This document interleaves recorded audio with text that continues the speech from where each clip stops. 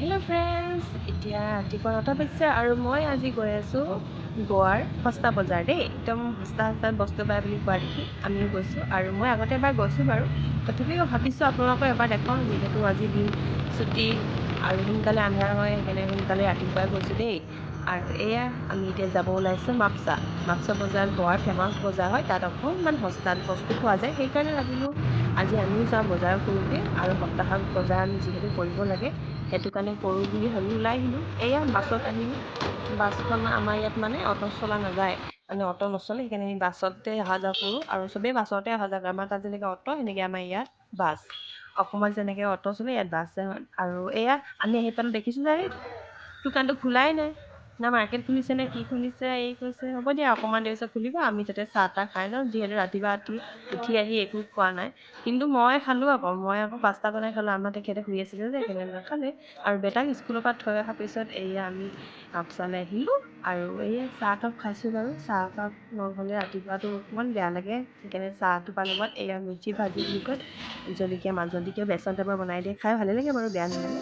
আৰু এয়া চাহ তাহ খাই ওলাই আহিলোঁ বজাৰখন অকণমান চাওঁ বুলি। এয়া লাহেকৈ চবেই খুলিব ধৰিছে আৰু চব্জি যিহেতু সোনকালে খোলে, কাৰণ চব্জি ৰাতিপুৱাই আহিলে মানে ভাল।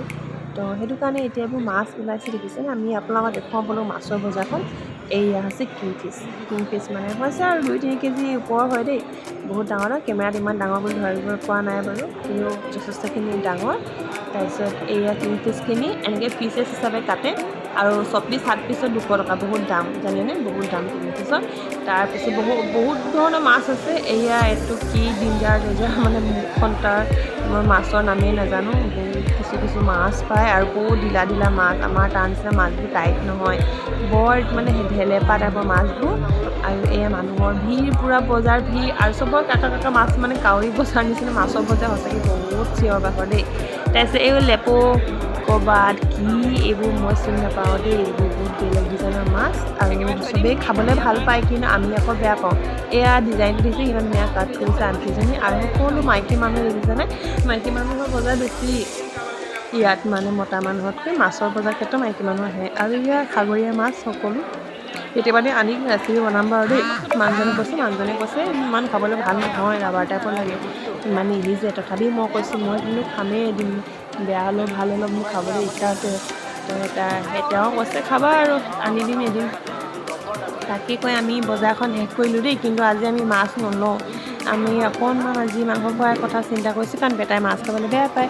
তো সেইটো কাৰণে তাৰ কাৰণে বুলি মাছ নলওঁ। মাছ আহিয়ে থাকে ঘৰত, বেপাৰী যিহেতু ঘৰতে দি থৈছে, আৰু এইখিনি ইমানবোৰ কোনে কঢ়িয়াই নিয়ে গুচে মাছৰ, আকৌ পানী পৰি এতিয়াই গোন্ধ ওলাব, সেইকাৰণে আমি মাছ নল'লোঁ।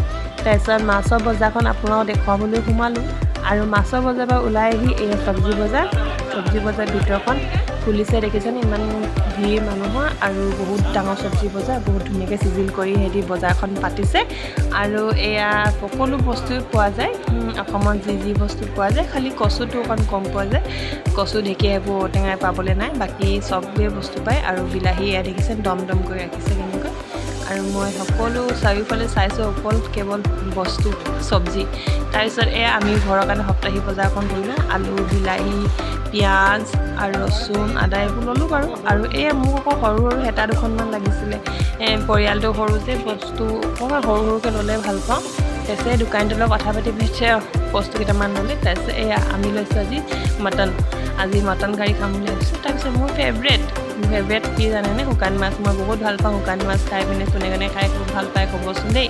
মোক কিন্তু গোন্ধালেও ভাল পায়। মানুহজনে কৈছে বৰ গোন্ধাই ৰুমটো বনালেও, সেইকাৰণে কিনি দিবলৈ মন নাযায়, কিন্তু মানুহজনে খাই ভাল পায়, সেইকাৰণে যিমান পাৰোঁ ল'লোঁ আৰু এপোৱা, আৰু বহুত দাম নহয় বাৰু। তাৰপিছত এয়া চব্জিও ল'লোঁ, জলকীয়া কিবাকিবি, আদা নহৰু সেইবোৰ লৈ ল'লোঁ।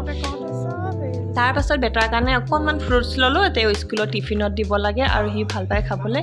এই অমিতা ইমান ডাঙৰ দেখিছেনে। তাৰপিছত এইখিনি হ'ল কলৰ খেতি বুলি ক'ব লাগিব, মানে কল চাৰিওফালে অকল কলে আছে, এইটো নালাগে। তাৰপিছত এয়া আমাৰ বাছ ষ্টেণ্ডটো নিচেই কাষতে আছে কুঁহিয়াৰ জুচৰ দোকানখন। তাকে ভাবিলোঁ জুচ অকণমান খাই যোৱা, আহিছোঁ যদিও। আৰু ইয়াত যিমান ঠাণ্ডা, নৱেম্বৰ মাহত, ডিচেম্বৰ মাহত আপোনাক কৈছোঁৱে দেখোন, ইয়াত অকণমান ঠাণ্ডা প্ৰভাৱ নাই। তাৰপিছত এয়া মই অকণমান খালোঁ, মানুহজনে অকণমান খালে, আৰু খাবলৈ বহুত ভাল লাগে। অকণমান চাট মছলা দি দিলে খাই ভাল লাগে। তাৰপিছত বস্তুখিনি তলতে পেলাই এনেকৈ দুয়োটাই আমি খালোঁ, আৰু খাই মজা, সঁচাকৈ বহুত ভাল লাগিলে। আৰু কুঁহিয়াৰ জুচ খাব লাগে, ইউৰিন ইনফেকশ্যনৰ কাৰণে বহুতেই ভাল আৰু সেইকাৰণে ময়ো মাজে মাজে খাই থাকোঁ ঘৰলৈ লৈ কিনে। তাৰপিছত এইয়া বজাৰ টুকুৰা লৈ পিনে আমি দুটা ঘৰলৈ ওলালোঁ আৰু ভিডিঅ'টো কেনেকৈ বোলে চাই ক'বচোন দেই। মই আকৌ এনেকৈয়ে ভিডিঅ' বনাম, সদায় সময় নাপাওঁ নহয়, মাজে মাজে বনাম, যোনদিনা ছুটি সেইদিনা বনাম। তাৰপিছত এইয়া ইমান গধুৰ বজাৰ কৰিবলৈ ভাল লাগে, কিন্তু এই মোনাটো ডঙাটোৱে বহুত ডাঙৰ কথা দেই। বেগটো উঠাই একদম ওপৰলৈ উঠাটো মোৰ কাৰণে বহুত ডাঙৰ কথা আৰু বহুত ভাগৰ লাগে, সেইকাৰণে মোৰ যাবলৈ মন নাযায়। মই প্ৰায় নাযাওঁৱে, আমাৰ মানুহজনে ল'ৰাটোৱে যায়। তাৰপিছত এইয়া সপ্তাহিক বজাৰ কৰিলোঁ, আপোনালোকক দেখুৱাব বুলি ভাবিলোঁ। কেনেকুৱা লাগিলে বজাৰখন চাই ক'বচোন দেই, আমাৰ অসমৰ নিচিনা লাগিলে নাই। তাৰপিছত এই মুখ হাত ধুই আহিলোঁ আৰু ফ্ৰেছ হ'লোঁ অকণমান, যিহেতু গা চা ধুই গৈছিলে ধুনীয়াকৈ, তথাপি ধূলি নহয় ৰাস্তা বস্তা বনাই আছে আৰু কি ক'বা, ধূলি ইমান উৰিছে আৰু। এয়া শাক পাচলি মূলা ল'লোঁ, আলু পিঁয়াজ এইবোৰ সপ্তাহে কিমান দিন যায় যাব আৰু বজাৰ কৰি আনিলোঁ আৰু। তাৰপিছত এয়া মোৰ ফেভৰেট বস্তুটো ভালকৈ আলপৈচান কৰি থৈছোঁ আৰু নহ'লে যে পোক লাগিব, মাখি পৰিব, সেইকাৰণে ভালকৈ থ'ব লাগিব। এইকেইটা বহুত দিন ধৰি খাব লাগিব নহয় জানো, আৰু মোৰ ফেভৰেট হয় যে সেইকাৰণে মই ভালকৈ থ'ম বাৰু।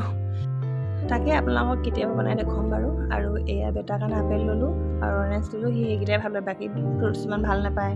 বহুত ধৰণৰ আছিলে, গুৱাভা আছিলে, আনাৰ আছিলে, ডালিম আছিলে, বহুত আছিলে, মানে সি খাই ভাল নাপায়। সেইটো কাৰণে বিলাহী 3 কেজিমান আনিলোঁ দেই, কেইদিন যায় যাব আৰু, বিশেষকৈ গেলেহে।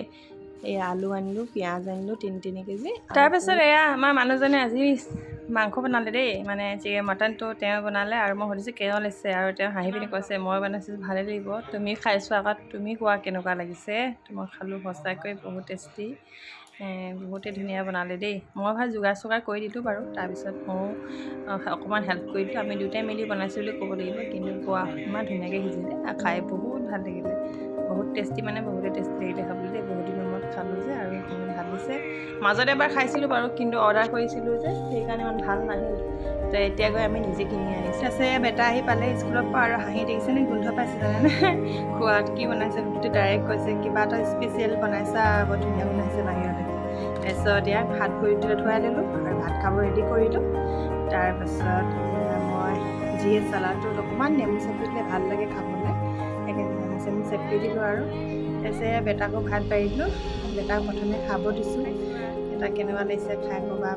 সেই তাক পুৰিব বুলি অকণমান নেমু চেপি দিছোঁ, নেমু চেপি দিলে অকণমান জালটো নাইকিয়া হ'ব যে সেইটো কাৰণে।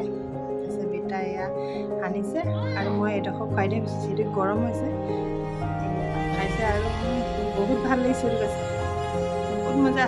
তেওঁ আকৌ একদম মছলা দিয়া বস্তু বৰ ভাল পায় ন খাবলৈ, আমাৰ নিচিনাই খায়। সৰুৰ পৰাই আমি কেতিয়াও তাৰ কাৰণে বেলেগকৈ বনাই নাপালোঁৱেই, আমি যেনেকৈ খাওঁ তাকো তেনেকৈ দিওঁ, অধিক জ্বলা নিদিওঁ আৰু। কেতিয়াবা অলপ বেছি হৈ যায় আৰু সেই খাই দিয়ে, সি মেনেজ কৰি লৈ পানী চানী খাই খাই, কেতিয়াও নকয় যে বেয়া লাগিছে কেলৈ বনালে। তো আজিলৈ ভিডিঅ'টো চাই কেনেকুৱা পালে প্লিজ কমেণ্ট জনাব। আজিলৈ বাই বাই, থেংক ইউ।